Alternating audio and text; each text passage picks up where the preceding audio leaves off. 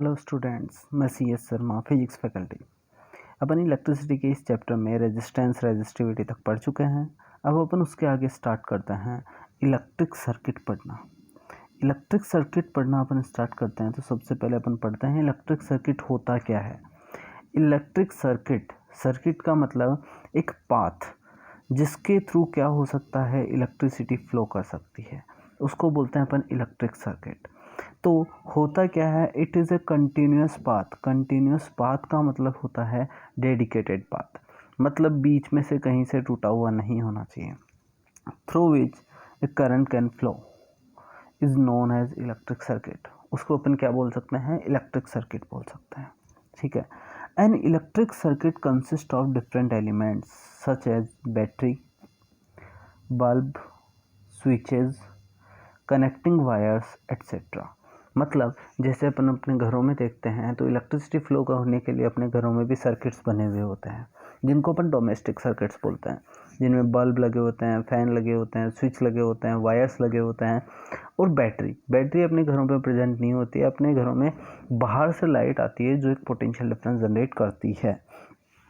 इनके बारे में आगे जाके अपन अलग अलग बात करेंगे कि कौन सा क्या चीज़ प्रोवाइड करता है, किसका क्या काम होता है। सबसे पहले अपन बात करते हैं टाइप्स ऑफ इलेक्ट्रिक सर्किट के बारे में। टाइप्स ऑफ इलेक्ट्रिक सर्किट्स, कितने टाइप के इलेक्ट्रिक सर्किट्स होते हैं। Electric circuits can be classified in two types, those are close circuit and open circuit. Electric circuit जो होते हैं वो क्लोज भी हो सकता है और वो ओपन भी हो सकता है। इसके बारे में अपन बात करते हैं कि ये दोनों किस टाइप के कैसे हो सकते हैं। तो सबसे पहले अपन बात करते हैं क्लोज सर्किट के बारे में। क्लोज सर्किट क्या होता है, एक कंटिन्यूस सर्किट जिसके थ्रू करंट फ्लो हो रही है उसको अपन बोलते हैं क्लोज सर्किट। और करंट फ्लो होने के लिए क्या ज़रूरी है कि उसके एक्सटर्नल एक बैटरी जनरेट हो। बैटरी जनरेट होगी तो ही करंट फ्लो हो सकती है, अदरवाइज फ्लो नहीं हो सकती है। Battery is a source of energy. Battery क्या है, सोर्स ऑफ एनर्जी है। एनर्जी है इसका मतलब क्या है, बैटरी लगातार एनर्जी प्रोवाइड करती रहती है। देखो बैटरी में दो प्रोसेस होते हैं, एक चार्जिंग और एक डिस्चार्जिंग। जैसे बैटरी को अपन चार्ज करते हैं तो उस टाइम पे अपन उसके अंदर एनर्जी डालते रहते हैं, वो उस एनर्जी को स्टोर करके रखती है। और जब अपन उसको डिस्चार्जिंग में लगाते हैं, मतलब किसी इलेक्ट्रिक सर्किट में लगाते हैं, तो वो क्या करती है, डिस्चार्ज होना स्टार्ट करती है, वो एनर्जी देती रहती है और कुछ टाइम बाद में वो अपने आप डिस्चार्ज हो जाती है और अपन ये कहते हैं कि ये बैटरी डिस्चार्ज हो गई है। तो बैटरी के दो काम होते हैं, एक चार्ज होना और एक डिस्चार्ज होना। कई बैटरी वन टाइम यूज़ के लिए होती है, वो केवल एक ही बार डिस्चार्ज होती है। कई चार्जेबल होती हैं जिनके बारे में अपन जानते हैं। तो बैटरी जो है वो it is a source of energy, not source of charge. दूसरा आता है अपने पास में ओपन सर्किट। ओपन सर्किट मतलब सर्किट कहीं से टूट गया हो।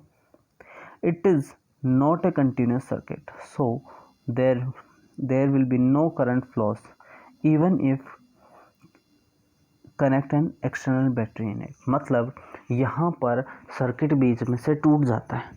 सर्किट बीच में से टूट जाता है इसका मतलब एनर्जी सर्किट के थ्रू फ्लो नहीं हो सकती। जब सर्किट के थ्रू फ्लो नहीं हो सकती इसका मतलब अगर अपन उसमें बैटरी ऐड भी करते हैं तो भी वो करंट फ्लो नहीं करवा सकती है। तो ओपन सर्किट और क्लोज सर्किट में बिल्कुल एक ही चीज़ है कि ओपन सर्किट जो होता है वो बीच में से कहीं से टूटा हुआ रहता है, जबकि क्लोज सर्किट जो होता है वो डेडिकेटेड होता है, कंटिन्यूस होता है, वो कहीं भी टूटा हुआ नहीं होता है। ये डिफरेंस है इन दोनों के बीच में। इसके आगे अपन बात करते हैं सर्किट के डायग्राम के बारे में। देखो अपन बेसिक्स के बारे में बात करते हैं, सर्किट में क्या क्या होना चाहिए। सबसे पहले एक बैटरी होनी चाहिए जो क्या करे, एनर्जी प्रोवाइड करवाए। दूसरा एक स्विच होना चाहिए, जैसे अपने घरों में लगा हुआ था स्विच, जो क्या काम करता है, ऑन ऑफ का काम करता है, मतलब सर्किट को ओपन और क्लोज करने का काम करता है। इसके बाद में लोड क्या होते हैं, जो इलेक्ट्रिसिटी को कंज्यूम करते हैं, एनर्जी को कंज्यूम करते हैं, जैसे बल्ब लगा हुआ हो गया, फैन लगा हो गया, ये सारे लोड में आते हैं। इसके बाद में दो चीज़ें और होती है, एक एमीटर क्या होता है, जो करंट को मेजर करता है कि कितनी करंट फ्लो हो रही है, उसको मेजर करने वाला जो डिवाइस है उसको बोलते हैं अपन एमीटर। और दूसरा है वोल्टमीटर क्या होता है, जो पोटेंशियल डिफरेंस को मेजर करता है कि उस लोड के अक्रॉस कितना पोटेंशियल डिफरेंस आ रहा है। तो ये सारी चीज़ें उसमें होनी चाहिए। क्लोज सर्किट का डायग्राम में क्या होना चाहिए, ये जो स्विच है वो क्लोज होना चाहिए, मतलब बीच में डॉट लगा हुआ है ये बता रहा है कि क्लोज है। दूसरे के बारे में अपन बात करें तो ओपन सर्किट में क्या होता है, बाकी सारी चीज़ें वैसी होती है, लेकिन ये जो स्विच है वो कैसा होता है, ओपन होता है। मतलब यहाँ सर्किट जो है वो कंप्लीट नहीं है, बीच में से टूटा हुआ है, करंट फ्लो नहीं हो सकती है। इन दोनों चीज़ों के बारे में अपन को पता होना चाहिए, ठीक है। अब आगे बात करते हैं एलिमेंट्स के बारे में, कौन से एलिमेंट का क्या काम है, कैसे होता है। इलेक्ट्रिक सर्किट के एलिमेंट्स, पहला है सेल। सेल क्या होता है, it is a device which is use to produce potential difference. क्या काम में आता है ये, पोटेंशियल डिफरेंस प्रोड्यूस करने के लिए काम में आता है। बैटरी, बैटरी क्या होता है, कॉम्बिनेशन ऑफ सेल्स। मतलब बहुत ज़्यादा मुझे पोटेंशियल डिफरेंस जनरेट करना हो तो एक से ज़्यादा सेल्स यूज़ किए जाते हैं, तो उन कॉम्बिनेशन ऑफ सेल्स को अपन क्या बोलते हैं, battery. Which is use to produce higher potential difference, ज़्यादा पोटेंशियल डिफरेंस प्रोड्यूस करने के लिए अपन इसका काम ले सकते हैं। नेक्स्ट आता है स्विच। स्विच का काम क्या है, it is the device which use to close और ओपन द सर्किट। मतलब क्लोज करने के लिए या ओपन करने के लिए इसको क्या कर सकते हैं अपन, यूज़ कर सकते हैं। अगर ऑन होगा, स्विच ऑन होगा, इसका मतलब सर्किट कैसा है, क्लोज है। अगर स्विच ऑफ होगा तो कैसा है, ओपन है। नेक्स्ट है वायर। वायर क्या है, it is use to connect different elements of electric current. Electric current नहीं, इलेक्ट्रिक सर्किट। इलेक्ट्रिक सर्किट के अलग अलग एलिमेंट्स को कनेक्ट करने के लिए या यूज़ जो आता है उसको बोलते हैं अपन इलेक्ट्रिक वायर या वायर, कनेक्टिंग वायर्स बोलते हैं। कनेक्टिंग वायर जो हैं उनको लगाने के दो तरीके होते हैं। एक तो किसी भी जंक्शन से अगर वो जा रहा हो तो बीच से क्रॉस करते हुए जाए, विद जॉइनिंग, जॉइन करते हुए क्रॉस करे। और दूसरा होता है विदाउट जॉइनिंग। जैसे अपन एक ब्रिज के ऊपर के बारे में बात करते हैं, एक ब्रिज के ऊपर से एक वायर जा रहा है और एक ब्रिज के नीचे की तरफ से लाइन होती है, विदाउट जॉइनिंग। इस तरीके से अपन इन दोनों को कनेक्ट करते हैं। नेक्स्ट आता है अपने पास में बल्ब। बल्ब क्या होता है, it is a device which consumes electric energy. जो किसको कंज्यूम करता है, इलेक्ट्रिक एनर्जी को कंज्यूम करता है, उसको क्या बोलते हैं, बल्ब। इसके अलावा इसको लोड भी बोला जा सकता है। लोड जो होते हैं वो फैन, AC, सारी चीज़ें लोड में आती है। नेक्स्ट अपने पास में आता है रेजिस्टेंस। रेजिस्टेंस जो होते हैं वो फिक्स्ड रेजिस्टेंस होते हैं और रियोस्टेट जो होते हैं वो वेरिएबल होते हैं। फिक्स्ड रेजिस्टेंस जो है वो इस तरीके से नहीं दिखाए जाते हैं, ये रियोस्टेट है। फिक्स्ड रेजिस्टेंस को सिंपल ऐसे दिखाया जाता है। ये दोनों जो बताए गए थे, ये वाला और ये वाला, ये दोनों तरीके रियोस्टेट के हैं। रियोस्टेट क्या होता है, वेरिएबल रेजिस्टेंस। वेरिएबल रेजिस्टेंस मतलब एक ऐसा रेजिस्टेंस जिसकी वैल्यू चेंज की जा सके। चेंज कैसे कर सकते हैं, अपन को पता है R is to rho L by A होता है। मटेरियल चेंज नहीं कर सकते लेकिन लेंथ चेंज कर सकते हैं। मतलब एक वायर की अगर मैं लेंथ चेंज करता रहूँ तो उसका रेजिस्टेंस चेंज होता रहेगा। तो अगर मैं लेंथ चेंज करने, जैसे ये एरो है, ये यहाँ कनेक्ट था, अगर ये यहाँ कनेक्ट था तो लेंथ चेंज हो गई। लेंथ चेंज होने के कारण क्या चेंज हो गया, रेजिस्टेंस चेंज हो गया। तो ऐसे रेजिस्टेंस जिसकी वैल्यू चेंज की जा सके उसको बोलते हैं अपन रियोस्टेट। वो एक ऐसा डिवाइस होता है जो वेरिएबल रेजिस्टेंस के तौर पे काम करता है। नेक्स्ट अपने पास में आता है वोल्टमीटर। वोल्टमीटर जिसको V से रिप्रेजेंट करता है। वोल्टमीटर क्या काम करता है, it is use to measure potential difference. ये कहाँ होता है, ये पोटेंशियल डिफरेंस मेजर करने के लिए काम में लिया जाता है। और it is always connected in parallel. इसको हमेशा किस में लगाया जाता है, पैरेलल में लगाया जाता है। इसका साइन V होता है। एमीटर, एमीटर क्या होता है, it is use to measure the value of current. Current कितना फ्लो हो रहा है उसकी वैल्यू फाइंड आउट करने के लिए अपन एमीटर का यूज़ करते हैं। It is always connected in series. इसको कैसे कनेक्ट किया जाता है, सीरीज में कनेक्ट किया जाता है। इन दोनों चीज़ों के बारे में अपन को पता होना चाहिए। ये कुछ एलिमेंट्स थे जिनके बारे में अपन ने पढ़ा। इसके आगे अपन बात करते हैं graph between V and I। Ohm's law का एक टॉपिक छूट गया था, उसके बारे में अपन बात करते हैं। Graph between V and I, V और I के बीच का ग्राफ। देखो अपन ने देखा, we know that V is directly proportional to I। V किसके डायरेक्टली प्रोपोर्शनल होता है, I के बीच में। So we can say that there is a linear relation between V and I। अपन देखते हैं V इज इक्वल्स टू क्या हो जाता है, IR। तो R इज इक्वल्स टू क्या आ गया, V अपॉन I। तो यहाँ पे दोनों के बीच में कैसा रिलेशन है, एक लीनियर रिलेशन है। So the graph between v and i is a straight line, linear relation है, इसका मतलब क्या होगा, स्ट्रेट लाइन ग्राफ बनेगा। By making an angle theta with the horizontal या आई एक्सिस, करंट एक्सिस के साथ में वो कितना एंगल बनाता है, आई एक्स, थीटा एंगल बनाता है।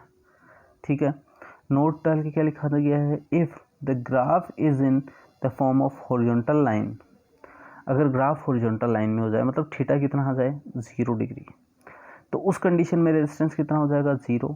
And if the graph is in the form of vertical line then the resistance is infinite. कैसे, अगर मान लो यहाँ पर क्या दिया गया है, थीटा ग्राफ दिया गया, थीटा दिया गया है, ये क्या है v है और ये क्या है i, तो ये वाली लाइन किस चीज़ को बता रही है, ये तो है v और ये क्या है i, मतलब परपेंडिकुलर पता है, बेस पता है, तो परपेंडिकुलर और बेस किस चीज़ में आ जाता है, टेन थीटा में आ जाता है। तो यहाँ से अगर अपन देखें तो tan theta will be equal to v upon I. तो अगर ये हॉरिजॉन्टल लाइन हो जाएगी, हॉरिजॉन्टल लाइन मतलब ये लाइन अगर हॉरिजॉन्टल हो जाएगी, theta will be equal to 0 degree, और टेन जीरो की वैल्यू कितनी होती है 0। अपन एक चीज़ जानते हैं v upon I will be equal to r, तो टेन जीरो की वैल्यू कितनी होती है 0, मतलब रेजिस्टेंस कितना हो गया 0 हो गया। अगर ये लाइन परपेंडिकुलर हो जाए, वर्टिकल हो जाए, तो theta will be equal to 90 degree, और टेन 90 की वैल्यू कितनी होती है इनफाइनाइट, तो ये वैल्यू कितनी हो जाएगी इनफाइनाइट हो जाएगी। इस तरीके से अपन क्या कर सकते हैं, इन चीज़ों को निकाल सकते हैं। ठीक है, नेक्स्ट अपन इक्वेशन के बारे में बात कर रहे हैं। जैसे यहाँ पे v और i का एक टेबल दिया हुआ है, जिसमें v 0 था तो i भी 0 था, v 2 था तो i 1 था, v 4 था तो i 2 था, ये 6 हुआ तो 3 हो गया, 8 हो गया तो 4 5 हो गया। तो यहाँ पे क्या कर सकते हैं अपन, एक ग्राफ बना सकते हैं। ये ग्राफ बनाया गया और उस ग्राफ को बनाने के बाद में ये देखा गया कि किस तरीके से निकाला जाए। तो r will be equal to आ गया del v upon del I, del v मतलब चेंज इन वोल्टेज। तो अगर मैं मान लो यहाँ से यहाँ तक का ग्राफ देखूँ तो चेंज इन वोल्टेज कितना आया 4, चेंज इन करंट कितना आया 2, तो ये तो हो गया 4, ये हो गया 2, तो r will be equal to कितना आ गया 2 ओम। ऐसे निकाला जा सकता है। Next, we can determine the value of resistance by using the graph between v and i। r जो होता है वो v अपॉन i के बराबर होता है।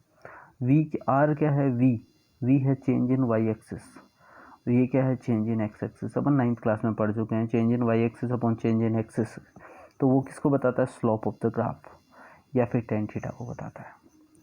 स्लोप ऑफ द ग्राफ या फिर टेन थीटा को बताता है वो चीज़। ठीक है, नेक्स्ट अपन बात करते हैं, एक क्वेश्चन है, calculate the resistance of the resistance using the graph. मान लो एक ग्राफ बना, देखो यहाँ से यहाँ तक अपन इस ग्राफ की कैलकुलेशन करते हैं कि ये y एक्सिस में कितना गया और x एक्सिस में कितना गया। ये y एक्सिस में कितना गया 0.2 और x एक्सिस में कितना आया 4। तो मेरा रेजिस्टेंस जो है r is to v upon I होता है, change in y axis upon change in x axis होता है। तो change in y axis upon change in x axis, लेकिन यहाँ पर थोड़ा सा चेंज है, वो क्या है, v इधर बना हुआ है और i इधर बना हुआ है। तो change in voltage upon change in I, del v upon del i, ये चीज़ अपन को पता होनी चाहिए।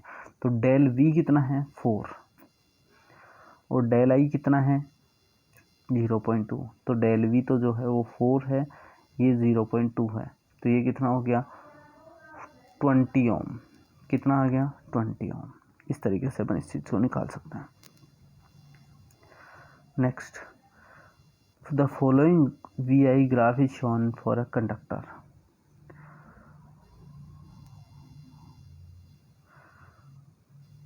What do you from the graph? देखो इस ग्राफ से क्या इन्फॉर्मेशन अपन को मिलती है, सबसे पहले तो वो देखें।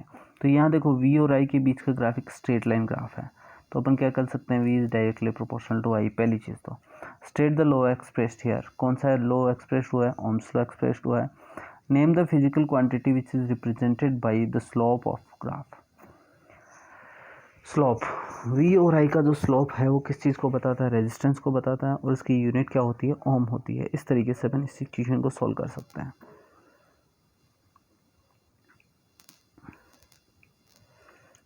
ठीक है, अब अपन कॉम्बिनेशन ऑफ रेजिस्टेंस जो है वो अगले लेक्चर में पढ़ेंगे।